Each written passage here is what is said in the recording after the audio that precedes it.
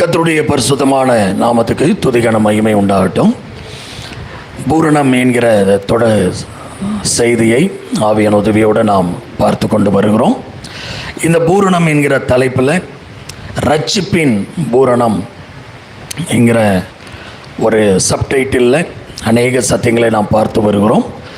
ரட்சிப்பின் பூரணத்தில் நாம் எதில் நிற்கிறோம் அப்படின்னா, கடந்த கால ரட்சிப்பை பிதாவாகிய தேவன் நமக்கு கொடுப்பதற்கு என்னெல்லாம் செய்தார். ரோமர் 8:29-30 வைத்து முன்னறிந்தார், முன்குறித்தார், அழைத்தார். அந்த அழைப்பில் 21 அழைப்பு இருக்கிறது. அதில் ஒரு 7 அழைப்புகளை நாம் பார்த்து கொண்டிருக்கிறோம்.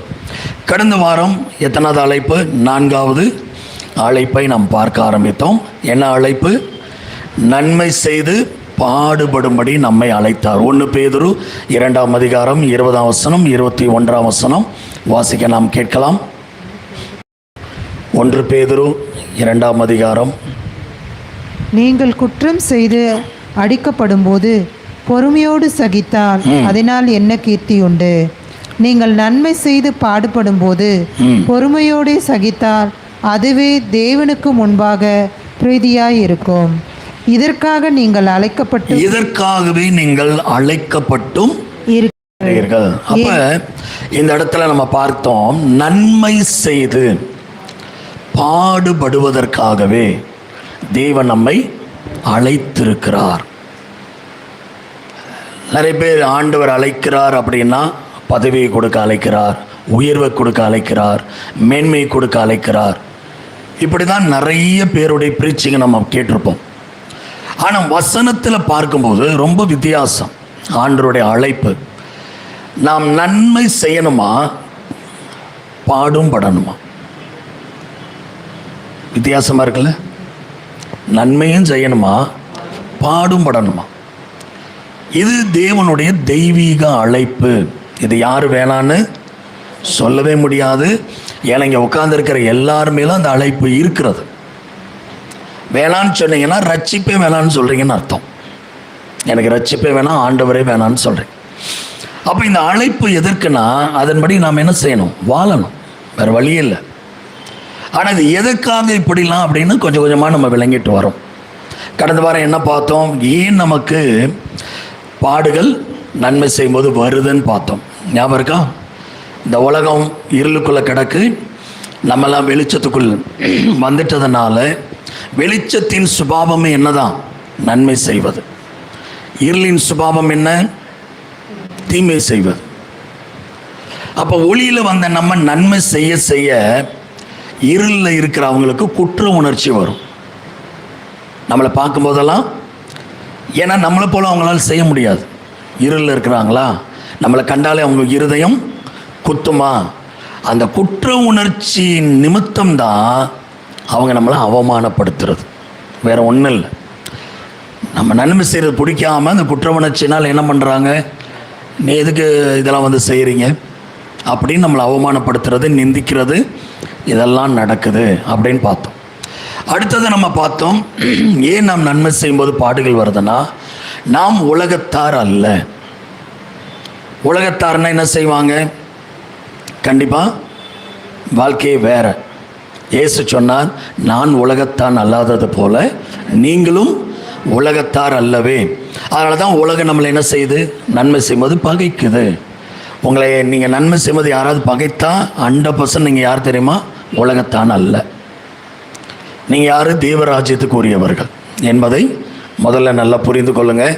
அதுக்கப்புறம் ஏன் எனக்கு இப்படிலாம் வருதுன்னு கேட்கக்கூடாது. அதான் வேதம் தெளிவாக சொல்லு. உலகத்தாராய் நீங்கள் இருந்தால் யாரும் உங்களை பகைக்க மாட்டாங்க. நீங்கள் உலகத்தாராய் இல்லாததுனால தான் எல்லாரும் உங்களை என்ன செய்கிறாங்க? பகைக்கிறாங்க, எல்லாரும் வெறுக்கிறாங்க. அப்போ உங்களை வெறுக்கிறாங்க, பகைக்கிறாங்கன்னா இந்த வசனத்தெல்லாம் புரிஞ்சிருக்கணும். உடனே ஆண்டவருக்கு நன்றி சொல்லிட்டு போயிட்டே இருக்கணும். 3வது, ஏன் நம்ம நன்மை செய்தால் பாடுகள் வருது அப்படின்னா, இது ஒரு ஆவிக்குரிய ஒரு வார்ஃபேர், ஒரு ஸ்பிரிச்சுவல் வார்ஃபேர், ஆவிக்குரிய ஒரு போர் முறைன்னு சொல்லுவோம். அதாவது எங்கெல்லாம் நீங்கள் நன்மை செய்கிறீங்களோ அங்கெல்லாம் சாத்தானுடைய ராஜ்யம் உடைக்கப்படுது. ஒரு வீட்டில் போய் நன்மை செய்கிறீங்க, ஒரு நபருக்கு நன்மை செய்கிறீங்கன்னா அந்த நபர் சாத்தானுடைய ஆளுகையில் இருக்கிறாரா? நன்மையினால அவனுடைய பிடியானது தளர்க்கப்படுது. அப்போ அவனுக்கு கோபம் வருமா வராதா? என்னடா என் கண்ட்ரோலில் வச்சிருக்கிறவனை போய் நீ நன்மை செய்து என்ன பண்ணுற, அவன் திசை திருப்புற. அதனாலே பிசாசு என்ன பண்ணுறான், அவன் டைரக்டாக நம்மளை தாக்க முடியாதுல்ல, யாராவது ஆட்களை எழுப்பி ஏவி நமக்கு என்னத்தை கொடுப்பாங்க, சண்டையும் அவமானமும் அனுப்புவான். யாராவது நம்மளை வேதனைப்படுத்துகிறாங்கன்னா கண்டிப்பாக அவங்களுக்கு பின்னாடி இருக்கிற ஆவியை தான் கடிந்து கொண்டு துரத்தனமே ஒழிய அவங்கக்கிட்ட பதிலுக்கு சண்டைக்கு போகக்கூடாது. நல்லா புரிஞ்சுக்கணும். அவங்களா பேசலை, ஒருத்தன் ஏவி விடுறான் பேச சொல்லி. அவங்க சும்மா தான் இருந்தாங்க, அவங்க மனசை என்ன பண்ணிட்டான், ஏவிட்டான். அதனால் பிசாசு அவங்கள பயன்படுத்தி அவங்க பேசும்போது அவங்க மேலே கோபம் வரக்கூடாது, மனதுக்குள்ளாரே ஜெபம் பண்ணும். இந்த நபரை பயன்படுத்துகிற அசுத்தாவியை இயேசுவின் நாமத்தில் உன்னை கடிந்து கொள்கிறேன், உன்னை எதிர்க்கிறேன், அந்த நபரை விட்டு அப்பாலே போன்னு சொல்லணும். சத்தமாக சொல்லிவிடாதீங்க, மனசுக்குள்ளே சொல்லுங்க. சில வேளையில் இது வீட்டில் கூட பயன்படும்னு நினைக்கிறேன். அப்பப்போ மனைவியை திட்ட முடியலன்னா உள்ளே இருக்கிற அசுத்தாவியை மனசுக்குள்ளே திட்டுங்க. அவங்க அப்படி தெளிஞ்சு பார்ப்பாங்க, நான் என்ன பேசுனேன், ஒன்றும் பேசலை, நல்லா தான் பேசினேன். ஏன்னா திடீர்னு அந்த அசுத்தாவி உள்ளவர் வந்து என்ன வந்துடும், ஏதாவது ஒரு வார்த்தை வரும். பிசாசுக்கு இடம் கொடுத்தா யாரை கொண்டும் பேசுவான்.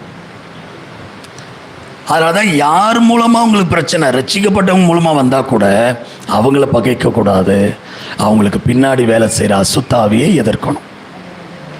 அல்லேலூயா.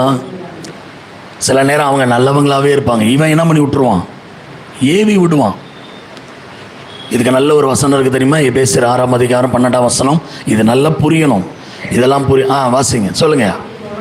மாம்சத்தோடும் இரத்தத்தோடும் அல்ல, துரைத்தனங்களோடும் அதிகாரங்களோடும் பிரபஞ்சத்தின் அந்தகார லோகாதிபதிகளோடும் வானமண்டலத்தில் உள்ள பொல்லாத ஆவிகளின் சேனைகளோடு நமக்கு என்ன உண்டு, போராட்டம் உண்டு. மாம்சத்தோடு இரத்தத்தோடும் அல்ல. இன்னைக்கு யாரோட தான் சண்டை போட்டுட்டு இருக்கிறோம்? அவங்க கிட்ட சண்டை போட்டு என்ன பிரயோஜனம்? அவங்கள பயன்படுத்துகிற அசுத்தாவி என்ன, துரைத்தனம் என்ன, பொல்லாத ஆவி என்ன, அதை ஏன் கண்டுபிடிக்கல? அதை எதிர்த்து நில்லுங்க, அவங்கள விட்டு அவன் ஓடி போவான். அல்லேலூயா. அப்போ நன்மை செய்யும்போது உங்களுக்கு தீமை செய்ய அவமானப்படுத்த யாராவது எழும்புனாங்கன்னா அவங்களுக்கு பின்னாடி இருக்கிற அசுத்தாவி தான் நீங்கள் பார்க்கணும். சரியா? அடுத்தது பாருங்க, ஏன் எனக்கு நன்மை செய்த பாடுகள் வருது அப்படின்னா, நம்ம வாழ்க்கையே ஆண்டவர் எப்படி வச்சிருக்கிறாருன்னா யதார்த்தமான ஒரு வாழ்க்கை, தெய்வ பக்தியுள்ள ஒரு யதார்த்த வாழ்க்கையை தேவன் நமக்கு கொடுத்துருக்கார். யதார்த்தம்னா என்ன?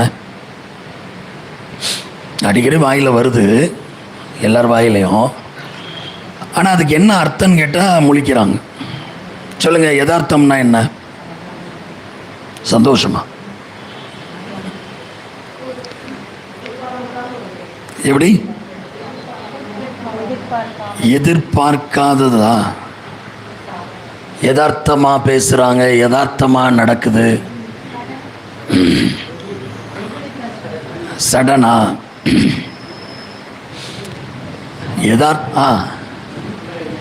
மனசுக்குள்ள யதார்த்தம் அப்படின்னா மனசுக்குள்ள வச்சுக்காம பேசுறாங்கன்னு சொல்றோம். அதுக்கு என்ன மீனிங்னா, இனிமேல் அது புரிஞ்சுக்கிட்டு பேசுங்க. யதார்த்தமா பேசுறாங்கன்னா உண்மையை பேசுறாங்கன்னு அர்த்தம், நிஜத்தை பேசுறாங்கன்னு அர்த்தம். யதார்த்தம்னா என்ன? உண்மையை பேசுறாங்க, நிஜத்தை பேசுறாங்க, உள்ளதை உள்ளபடி பேசுறாங்கன்னு அர்த்தம். ஆனா இந்த யதார்த்தவாதிகள் இன்னைக்கு சமுதாயம் பொறுக்குமா? ஏற்றுக்கொள்வாங்களா? உள்ளபடி சொன்னா கோபம் தான் வருது. என்னைக்குமே பொய்ய சொன்னாதாங்க ஜனங்களுக்கு பிடிக்குது. உண்மையை சொன்னா அச்சோ நீங்க என்ன இப்படி இருக்கிறீங்கன்னு சொல்லிட்டா முடிஞ்சு போச்சு, பேசவே மாட்டாங்க. நீங்க ரொம்ப அழகா இருக்கீங்கன்னு சொல்லுங்க, அப்படியே வந்து நிற்பாங்க. ஏன்னா இன்னைக்கு உலகம் அப்படிதான். நீங்க யதார்த்தத்தை நம்புறதில்லை, யதார்த்தத்தை பேச விடுறதில்லை. பிசாசு பொய்யின் ஆவியை வச்சு பொய்க்கு பிதாவாய் இருந்து இந்த உலகத்தை பொய்னாலே நடத்திட்டு இருக்கிறோம். சில விஷயங்களை என்னால் கூட யதார்த்தமாக சொல்ல முடியல. ஏன்னா எப்படி எடுத்துக்குவாங்களோ, என்ன ரியாக்ட் பண்ணுவாங்களோ, என்ன யோசிப்பாங்களோன்னு நினச்சே நான் என்ன பண்ணிடுவேன், பொய் சொல்ல மாட்டேன், சமாளிச்சுட்டு போயிடுவேன். யதார்த்தமும் சில இடத்துல பேச மாட்டேன். ஏன்னா சில இடத்துல பேசினாலே பிரச்சனை வந்துடுது. நம்ம ஒன்று சொல்ல உண்மையா அவங்க எடுத்துக்கிற விதம் ஒன்றா இருக்க எதுக்கு இந்த வம்பு? அப்போ யதார்த்தம் அப்படின்ற வார்த்தைக்கு மனதில் உள்ளதை பிரதர் சொன்ன மாதிரி உள்ளபடி அப்படியே பேசுறது, என்ன நினைக்கிறோமோ அதை அப்படியே சொல்கிறதான் யதார்த்தம். சில சொல்லிகிட்டே சொல்லுவாங்க, கோச்சிக்காதீங்க என் மனசில் பட்டதை நான் சொல்கிறேங்க அப்படின்வாங்க. ஏன்னா கோச்சிக்காதீங்க ஏன் சொல்கிறாங்கன்னு புரியுதா? உண்மையை சொல்ல போகிறேன், மனசு கடினப்படுத்திக்காதீங்க. சில நேரம் பார்த்தீங்கன்னா இந்த யதார்த்தமான வாழ்க்கை அப்படின்லாம் சொல்லுவாங்க. யதார்த்தமான வாழ்க்கை அப்படின்னா நிஜ வாழ்க்கைன்னு அர்த்தம். ஆனால் இன்றைக்கி நிறைய பேர் நிஜ வாழ்க்கை வாழல, ஆடம்பரமாக மற்றவங்களுக்கு முன்னாடி ஒரு போலியான வாழ்க்கையை தான் வாழ்கிறான்.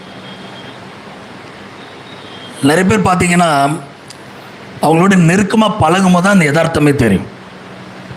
நிறைய பேரோட யதார்த்தத்தை பார்த்து நான் சந்தோஷப்பட்டிருக்கிறேன், இப்படியும் இருக்கிறாங்களா, இவ்வளோ யதார்த்தமா, அப்படியே சந்தோஷப்பட்டிருக்கேன். ஆனால் சிலர் அப்படியே நல்லவங்களை போல இருக்கும், ஆனால் நெருங்கும் போது அவங்களுடைய விஷயங்கள் மாறும்போது இப்படியும் இருக்கிறாங்களா அப்படின்னு தோணும். அதனால் யதார்த்தம் என்பதற்கு இவ்வளோ விஷயம் நம்ம புரிந்து கொள்ளணும். ஆவிக்குரிய வாழ்க்கை என்றைக்குமே போலியானதல்ல. ஆண்டவர் என்ன சொல்கிறார்? யதார்த்தமான வாழ்க்கை. அப்போ இது யதார்த்தமாய் இருக்கிறதுனால, நிஜமான வாழ்க்கையை தேவனை கொடுத்துருக்கிறதுனால, நம்ம வாழ்க்கையில் நடக்கிற பாடுகள் எல்லாமே ஏதோ தவறுதலாய் நடக்குதுன்னு நினைக்காதீங்க. நிச்சயமாய் தேவன் அதை திட்டமிட்டு நம்ம வாழ்க்கையில் என்ன பண்ணி வச்சிருக்கிறார், அனுமதித்து வைத்திருக்கிறார். புரியுதுங்களா? ஏதோ தவறுதலாக என் வாழ்க்கையில் ஆண்டவர் செஞ்சிட்டாரு, மிஸ்டேக் பண்ணிட்டாரு, ஏதோ தப்பு பண்ணிட்டாரு, இல்லவே இல்லை. அப்போ இந்த யதார்த்தத்தை ஒத்துக்கொள்ளணும். என் வாழ்க்கையில் தேவன் இப்படி தாங்க நடத்துகிறார், என்னை உருவாக்குவதற்கு இந்த வழியாக கர்த்தர் என்ன செய்கிறார், கொண்டு செல்கிறார் அப்படின்னு அக்செப்ட் பண்ணிங்கன்னா உங்கள் யதார்த்த வாழ்க்கை நல்லா புரியும். மல்கியால் ஒரு வசனம் சொன்னார், ஞாபகம் இருக்கா? 2:6 வேதம் வாயில் இருக்கிறது, அவன் அநியாயங்கள், அவன் உதடுகளில் அநியாயங்கள் காணப்படவில்லை, அவன் யதார்த்தமாய் தேவனோடு சமாதானமாய் சஞ்சரிப்பான். யாருடைய வாயில வேதம் இருக்குதோ, யாருடைய வாயில அநியாயம் இல்லையோ, அவங்ககிட்ட யதார்த்தம் இருக்கும். அப்படி யதார்த்தமாக இருக்கிறவங்க யாரோடு சஞ்சரிப்பாங்களா? அந்த வசனம் சொல்லுகிற ஏன்னைக்கு நிறைய பேர் தேவனோடு இருக்க முடியல, யதார்த்தம் இல்லை. ஜப வாழ்க்கையே போலியா இருக்கு தெரியுமா? யதார்த்தம் என்ன? முதல்ல ஆண்டுகிட்ட போகும்போது நம்முடைய குறைகள் எல்லாம் உணர்ந்து சொல்லணும், இது யதார்த்தம். நிறைய பேர் எப்படி தெரியுமா? ஆண்டவரே அன்னைக்கு சொன்னால் அந்த பரிசேயன் 2 தடவை நான் ஒரு வாரத்தில் உபவாசம் போடுறேன், தசமாலாம் கொடுக்குறேன், காணிக்கெல்லாம் கொடுக்குறேன், நான் அப்படி பண்ணுறேன் இப்படி பண்ணுறேன், அந்த ஆயக்காரனை போல் நான் இல்லை அப்படின்னு யார்கிட்ட போய் தன்னை பற்றி சொல்கிறான் பாரு? தேவன்ட்டி. ஆயக்காரன் யதார்த்தமாக சொல்கிறான், ஆண்டவரே உம்முடைய முகத்தை நோக்கி பார்க்க கூட எனக்கு தகுதி இல்லை, பாவியாகிய என் மேல் கிருபையார். இவன் யதார்த்தமா, அவன் யதார்த்தமா? அப்போ ஆண்டு சொல்றா, இவங்க 2 பேரில் யார் நீதிமானாக்கப்படுறான், யார் ஆசீர்வதிக்கப்படுறான்? இப்போ புரியுதுங்களா? தேவனிடத்தில் வரும்போது போலியான வாழ்க்கையை நம்ம காட்டக்கூடாது. உள்ளதை, ஆண்டவரே நான் கோவப்பட்டுட்டேன், எரிச்சல் அடைந்துட்டேன், புறங்குறிட்டேன், இந்த மாதிரி தப்பு பண்ணிட்டேன், இச்சித்துட்டேன், சொல்லணும். தாராளமாக தேவன்கிட்ட சொல்லணும். அவங்க தாங்க தேவனோடு சஞ்சரிக்க முடியும், யதார்த்தம் உள்ளவன். எத்தனை பேர் இப்படி ஆண்டுகிட்ட ஓப்பனாக சொல்கிறோம் நம்ம பிரச்சனைகளை, நம்ம குறைகளை? அப்போ ஆவிக்குரிய வாழ்க்கையில் இந்த யதார்த்தம் இருக்கிறதுனாலேயே நமக்கு என்ன வருது? பாடுகள். நம்ம யதார்த்தமாக உண்மையான ஒரு வாழ்க்கையை வாழ்கிறதுனால கிறிஸ்துவின் அன்பு நம்மளை ஏவும் போது மற்றவங்களுக்கு போய் உதவி பண்ணிடுறோம். ஆனால் மற்றவங்க எதுக்கு அவங்களுக்கு பண்ணீங்க, ஏதோ ஒரு பிளான் பண்ணி பண்ணுறீங்க, ஏதோ ஒரு நோக்கத்துக்காக பண்ணுறீங்க. இல்லைங்க நான் அதெல்லாம் யோசிக்கலைங்க, மனசில் பட்டுச்சு அவங்களுக்கு பண்ணிட்டாங்க. இல்லை இல்லை இல்லை, உங்களை பற்றி எங்களுக்கு தெரியாதா? நீங்கள் என்னென்ன மனசுல எல்லாம் வச்சுருப்பீங்க, என்னென்ன பண்ணுவீங்க எங்களுக்கு தெரியாதா? இப்படி காயப்படுத்தி வேதனைப்படுத்தி அவமானப்படுத்தி எல்லாருக்கும் முன்னாடி நம்மளை நிந்திப்பாங்க. அதனால் சோர்ந்தே போகாதீங்க, உங்கள் யதார்த்த வாழ்க்கையை விட்டே கொடுக்காதீங்க. எப்பொழுதும் ஒரே மாதிரி இருங்க. ஏன் ஒவ்வொரு இடத்துக்கு ஒரு மாதிரி மாறுறோம்? தேவையில்லை. ஒரே மாதிரி வாழ்கிறதான் உண்மையான கிறிஸ்தவால். அப்படி வாழும்போது கண்டிப்பாக பாடுகள் வரும். அப்போ நன்மை செய்கிறது நிமித்தம் நமக்கு ஏன் பாடுகள் வருதுன்னு இவ்வளோ நேரம் பார்த்தோம். இதனால தான் பாடுகள் வருது. சரி, இப்போ நன்மை செய்து பாடுபடுவதில் தெய்வத்துக்கு என்ன லாபம்? நமக்கு இவ்வளோ பாடுகளை கொடுக்கறது அவருக்கு என்ன லாபம் இருக்குது? அவருக்கும் லாபம், நமக்கும் லாபம். ஒன்று, நன்மை செய்ய செய்ய ஏன் நமக்கு பாடுகள் வருதுன்னா, முதலாவது 1 பேதுரு 1ஆம் அதிகாரம் 17ஆம் வசனம். 1 பேதுரு 1:7 எல்லாருக்கும் தெரிஞ்ச வசனம் தான், வாசிக்கலாம். அழிந்து போகிற பொன் அக்கினியினாலே சோதிக்கப்படும். அதை பார்க்கிலும் அதிக விலையேற பெற்றதாய் இருக்கிற உங்கள் விசுவாசம் சோதிக்கப்பட்டு இயேசு கிறிஸ்து வெளிப்படும் போது உங்களுக்கு புகழ்ச்சியும் கனமும் மகிமையும் உண்டாக காணப்படும். எத்தனை பேர் இந்த வசனம் புரியுது? நமக்கு ஏன் நன்மை செய்யும் போதெல்லாம் பாடுகள் வருதான்? நம்ம விசுவாசம் புடமிடப்பட்டு இந்த பாடுகள் மூலமாக நம்முடைய விசுவாசம் தூய்மையாக்கப்படுதாம். நம்மகிட்ட இருக்கிற விசுவாசத்தில் என்ன வேணும்? ஒரு புடமிடுதல். இன்னைக்கு நம்ம விசுவாசத்தில் நிறைய குறை இருக்கு, தெரியுமா? உண்மையா இல்லையா? நம்மெல்லாம் விசுவாசிகள் தான், விசுவாசிக்கிறோம். ஆனால் வேதம் சொல்லுகிற மாதிரி விசுவாசிக்க மாட்டோம். அடிக்கடி டவுட் வந்துடுது. இந்த சந்தேகப்படுறவங்கெல்லாம் விசுவாசத்தில் என்ன ஆயிடுறாங்க? கரைப்படுகிறாங்க, அழுக்குப்படுகிறாங்க. அப்போ ஆண்டவர் பார்க்குறாரு, ஆரம்பத்தில் அவன் விசுவாசம் பயங்கரமாக இருந்துச்சப்பா, இப்போ வருஷம் ஆக ஆக அவன் விசுவாசத்தில் என்ன வருது? பலவீனமாக வருது. நிறைய அழுக்கு சேர்ந்து அந்த விசுவாசத்தோடைய தன்மையே தெரியாமல் ஒரு பாடுகளை அனுமதிச்சு அதன் வழியாக கொண்டு போய் அந்த பாடுகள்லேருந்து ஒரு அற்புதம் நான் செய்யும்போது மறுபடியும் விசுவாசம் ஆரம்பத்தில் இருந்தது போல சுத்தமான விசுவாசமாய், புடமிடப்பட்ட விசுவாசமாய், பொன்னாய் மிளுகிற ஒரு விசுவாசமாய் மாறும் அப்படின்றார். பாடுகள் நன்மையா தீமையா? மற்றவங்க நம்மளை பாடுபடுத்துறத நன்மையா தீமையா? நம்மளை புரியாமல் அவமானப்படுத்தி நிந்தையா பேசுறத நன்மையா தீமையா? கவலையப்படாத, உங்கள் விசுவாசம் சூப்பர் ஆகிட்டு இருக்குன்னு அர்த்தம். விளங்குதா? பொன்னை காட்டிலும் விலையேறப்பட்டது விசுவாசம். அப்போ இந்த விசுவாசம் தூய்மை ஆகிறதுக்கு ஒரே ஒரு வழி பாடுகள் தான். அது வழியாக போகலன்னா நம்ம பரிசுத்தம் தூய்மை ஆக முடியாது. ரெண்டாவது நோக்கம், ஏன் நமக்கு பாடுகளை தேவன் அனுமதிக்கிறார்? இந்த பாடுகள் வழியாக போகிறவங்க தான் கிறிஸ்துவின் சாயலை அடைவார். 1 பேதுரு 2:21. 1 பேதுரு 2ஆம் அதிகாரம் 21. நீங்கள் அழைக்கப்பட்டும் இருக்கிறீர்கள். இதற்காக நீங்கள் அழைக்கப்பட்டும் இருக்கிறீர்கள். ஏனெனில் கிறிஸ்துவும் உங்களுக்காக பாடுபட்டு, நம்ம எல்லாருக்காக சிலுவையில் அவர் பாடுபட்டு, நீங்கள் தம்முடைய அடிச்சுவடுகளை தொடர்ந்து வரும்படி உங்களுக்கு மாதிரியை பின்வைத்து போனார். உங்களுக்கு ஒரு மாதிரியை வைத்து போனார். அப்ப ஏன் நம்ம வாழ்க்கையில பாடுகள் வருது அப்படின்னா, இந்த பாடுகள் வழியா போகிறவங்க தான் கிறிஸ்துவின் சாயலை முழுமையாய் பெற முடியும். ஏன்? எப்படி கிறிஸ்துவின் சாயல் எனக்குள்ள வரும்? அவர் பாடுகளை சகித்தது போல நானும் சகிக்க சகிக்க சகிக்க என்னுடைய சுபாவம் கிறிஸ்துவின் சுபாவமாக. இப்போ அதுக்கு பேதுரு அழகா ஒரு உதாரணம் கொடுக்குறார், இயேசுவை. அப்போ இந்த இடத்துல பாடுபடும் போதுன்னு வருதில்ல, பாடுபடும் போது அதுக்கு என்ன வார்த்தை தெரியுமா? மூலமொழியில் பாடுபடும் போது, மூலமொழியில் என்ன, கிரீக்கில் என்ன வார்த்தை தெரியுமா? என்ன அர்த்தம் தெரியுமா?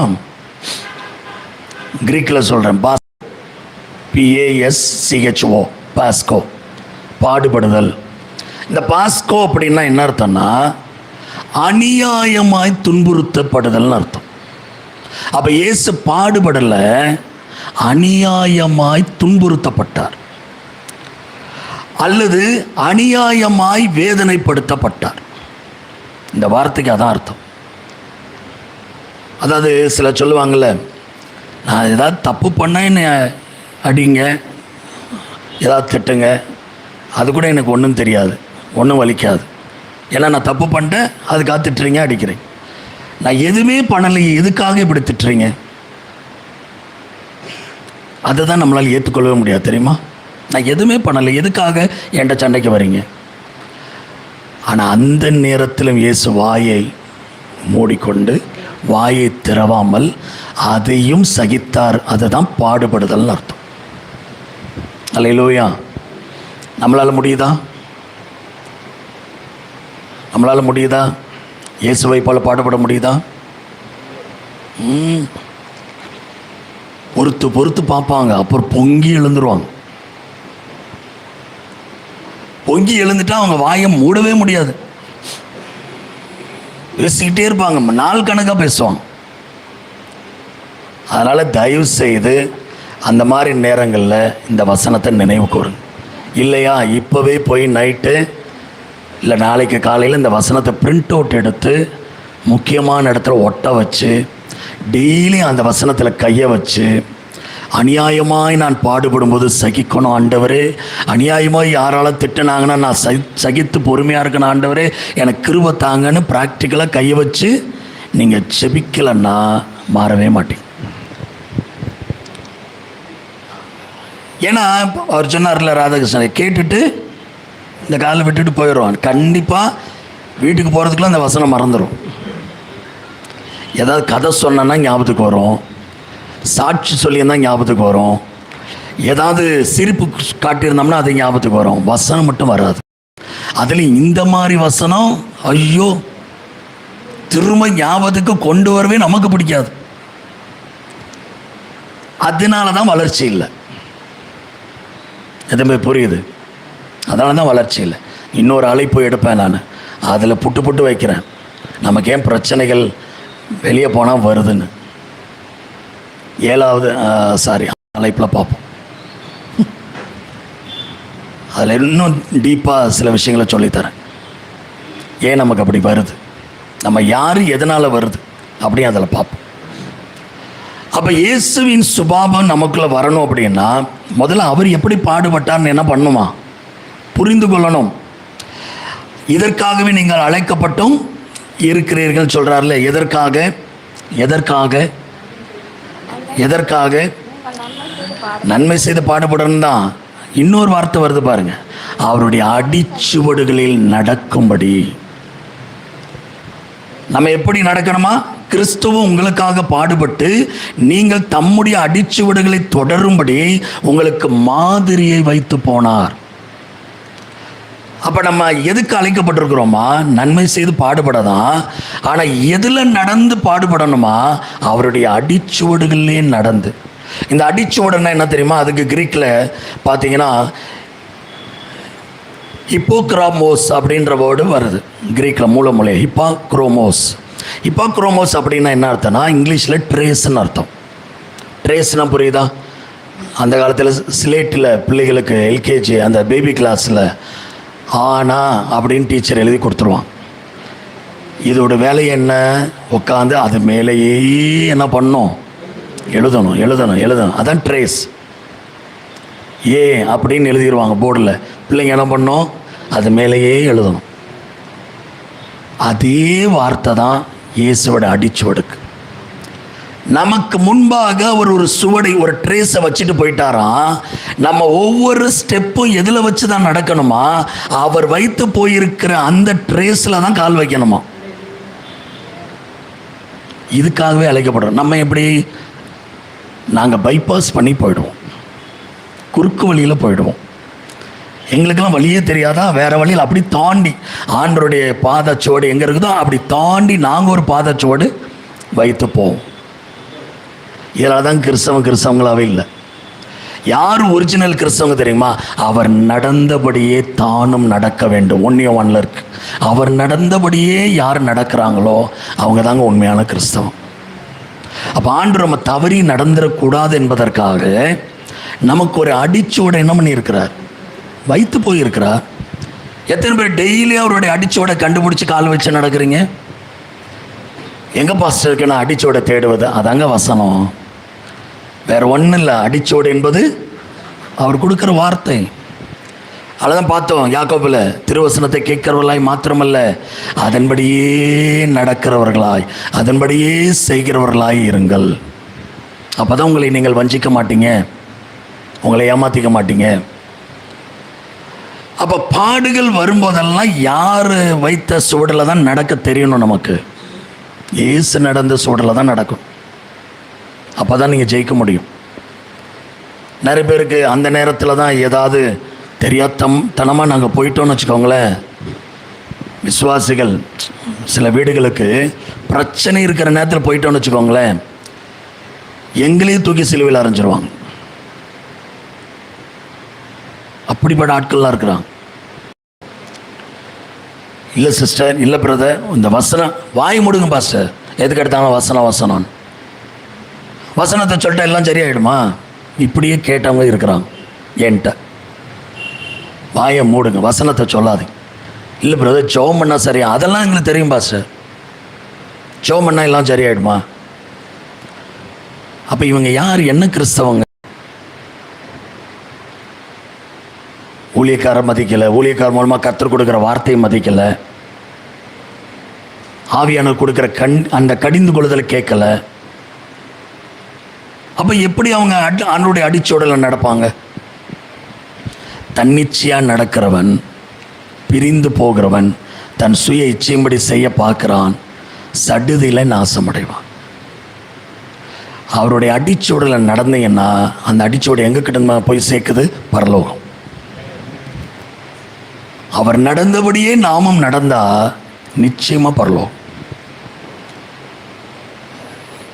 ஏதாவது ஒரு வசனத்தை சொல்ல வந்தால் உங்களுக்கு எரிச்சல் வருதுன்னு வச்சுக்கோங்களேன், நீங்கள் தப்பாக நடக்கிறீங்கன்னு அர்த்தம். எனக்கெல்லாம் யாராவது வசனம்னு சொல்லிட்டா உள்ள ஒரு நடுக்கம் வந்துடும். ஆலோசனைகள், மனுஷ ஆலோசனை சொன்னால் கூட யோசிப்பேன். ஆனால் பாஸ்டர் இந்த மாதிரி ஆண்டவர் வசனத்தில் சொல்லியிருக்காருன்னு சொல்லிட்டா போதும், அப்படியே இருதயம் பற்றிக்கொள்ளும். என்ன சூழ்நிலையாக இருந்தாலும் அப்படி நான் பழக்கினேன். என் வசனத்துக்கு நடுங்குகிறவர்களை நான் நோக்கி பார்ப்பேன் என்று சொன்னார். இதிலெல்லாம் பயப்படாமல் பிரச்சனை தெரிஞ்சதுக்கப்புறம் பாஸ்டர் சாரி, அன்றைக்கி ரொம்ப டென்ஷனாக இருந்தோம், அந்த நேரம் பார்த்து நீங்கள் வர்றது சாரி பாஸ்டர். யாருக்கு நஷ்டம் சொல்லுங்கள்? யாருக்கு நஷ்டம்? ஏன்னா இப்போ எல்லாருக்குள்ள என்ன வந்துருச்சு? எல்லாம் தெரியுன்ற எண்ணம் இருக்கணும், தப்பு இல்லை. ஆனால் எல்லாருக்கும் எல்லாத்தையும் தேவன் வெளிப்படுத்த மாட்டார். அல்லேலூயா.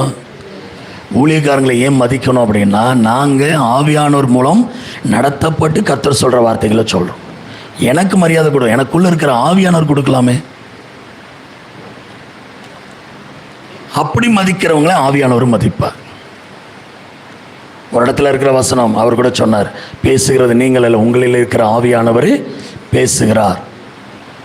நீங்கள் என்ன பேசுகிறேன்னு சொல்லி அந்த இடத்துல உங்களுக்கு அருளப்படும். நான் உண்மையாக அவரை நம்பி தான் எப்போதுமே நிற்பேன். எனக்கு தெரியாத ஆவியானவரே, நான் என்ன ப்ரிப்பேர் பண்ணாலும் பேசுகிறது நீங்கள், உணர்த்துறது நீங்கள் உணர்த்தி கொடுங்க. அப்போ நானே அந்த அடிச்சுவடில் நடக்கணும்னு சொல்லி அனுதினமாக என்ன பண்ணிட்டு இருக்கிறேன்? முயற்சி எடுத்து ஜெபம் பண்ணி ஒவ்வொரு சூழ்நிலையிலும் வசனத்தை முன்னாடி கொண்டு வந்து நிறுத்தி பழக ஆண்டவர் எனக்கு இரக்கம் பாராட்டியிருக்கு. செஞ்சு பாருங்களேன், உங்கள் வாழ்க்கை அவ்வளோ ஒரு பேரின்பமாக இருக்கும், சந்தோஷம் மிக்கதாக இருக்கும், நிறைவாக இருக்கும், தைரியம் வரும். நீங்கள் தப்பாக நடக்கலைன்னொன்னு ஒரு தைரியம் வரும். நான் சரியாக அடிச்சொல்ல நடக்கிறேன், எனக்கு எந்த ஆபத்தும் தீங்கும் வர வேண்டிய அவசியம் இல்லை. அன்றைக்கி பாட்டங்குளம் ஊழியத்தை முடிச்சுட்டு ஒரு நிறைவான ஊழியத்தை முடிச்சு தான் வந்தோம். ஒரு 10:30 மணிக்கு கிளம்பணும், 11:30 மணிக்கு கார் பஞ்சர். பைபாஸில் ஒரு ஆள் கிடையாது. கருங்கும்முன்னு இருட்டான இடம். அதுவும் பஸ்ஸு லாரி வண்டி போயிட்டே இருக்குது. உண்மையாக அந்த டயர் பஞ்சர் ஆகி அது கிளியிற அளவுக்கு போயிடுச்சு. ஆனால் தெய்வ கிருபையில் இந்த பக்கம் லாரி, இந்த பக்கம் வண்டி கார் பஞ்சர் ஆகிடுச்சு. ஓவர்டேக் பண்ணும்போது ஒரு அலசடியும் இல்லாமல், ஏன்னா சில நேரம் என்ன ஆகிடும், பஞ்சர் ஆனோன்னே போகிற வேகத்துக்கு இழுத்துரும். இங்கே லாரி நான் கிராஸ் பண்ணிகிட்டு இருக்கிறேன், பஞ்சர் ஆயிடுச்சு. தட தட தட தடன்னுது. ஸ்தோத்திரம் சொல்லிட்டு ஸ்பீடாக எடுத்தேன். எனக்கு தெரியுது டயர் கிழிஞ்சிரும், ரிம்மில் தான் ஓடும் வண்டி. ஆனால் இதை கிராஸ் பண்ணி நான் நிறுத்தணும். ஸ்லோ பண்ணால் பின்னாடி வரிசையாக வண்டி வருது.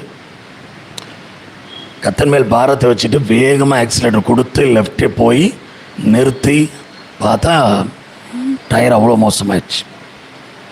சரி என்ன பண்ணுறது, ஸ்டெப்னி இருக்குமா? நல்ல வேளை ஜெயக்குமார் அதுக்கு முந்தின வாரம் தான் அவங்க பஞ்சர்லாம் ஒட்டி ரெடி பண்ணி ஸ்டெப்னியை வச்சுருந்தாங்க.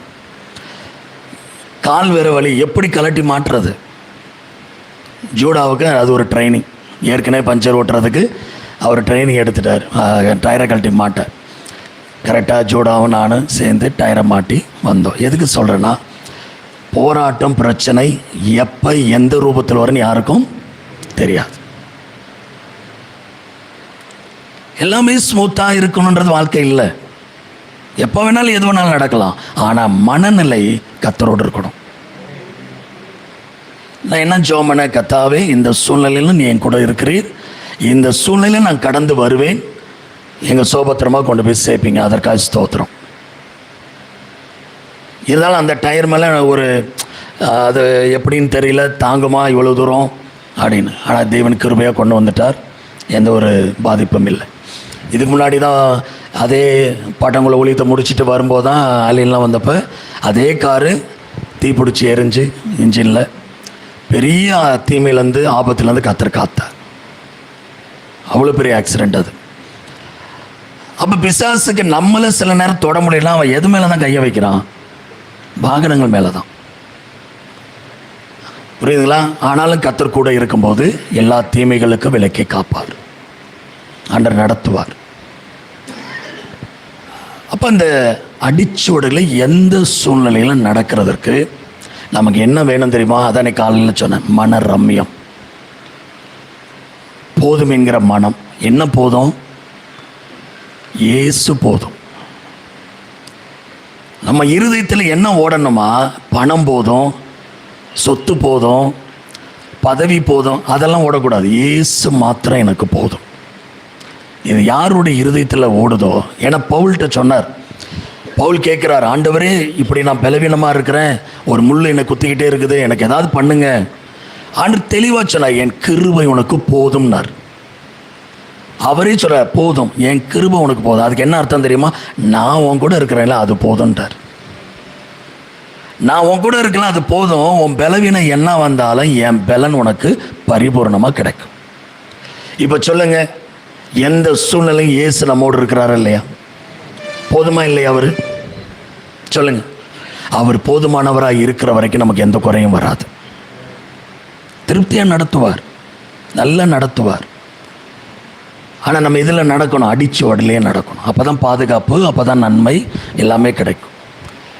அப்போ இயேசுகிட்ட இருந்து நம்ம கற்றுக்கொள்கிறது இதுதான். அவருடைய சுபாவம் சாயல் நமக்கு வரணும் அப்படின்னா அவருடைய அடிச்சுவடுகளை பின்பற்றி நடக்கணும். அடுத்த வாரம் கண்டினியூ பண்ணுவோம். இயேசுகிட்ட இருந்து இன்னும் நிறைய நம்ம கற்றுக்கணும். பேதுரு சொல்லி கொடுக்குற அந்த விஷயங்கள்லாம் நம்ம கற்றுக்கிட்டு நம்ம ப்ராக்டிஸ் பண்ணணும். அப்போ தான் உண்மையாகவே அவருடைய சுபாவம், அவருடைய குணம் நமக்குள்ளே வரும். எத்தனை பேருக்கு அப்படி வேணும்? இயேசுவை போல வாழணும், வாழக்கூடாது. அல்லேலூயா. அடிக்கடி சொல்லுங்க, நான் என்னை போல வாழ விரும்பல ஆண்டவரே, உம்மை போல் வாழ விரும்புகிறேன். சொல்லிக்கிட்டே இருங்க, நிச்சயமாக அந்த கிருபை தருவார். கண்களை மூடி ஒப்பு கொடுத்து நாம் ஜெபிக்கலாம்.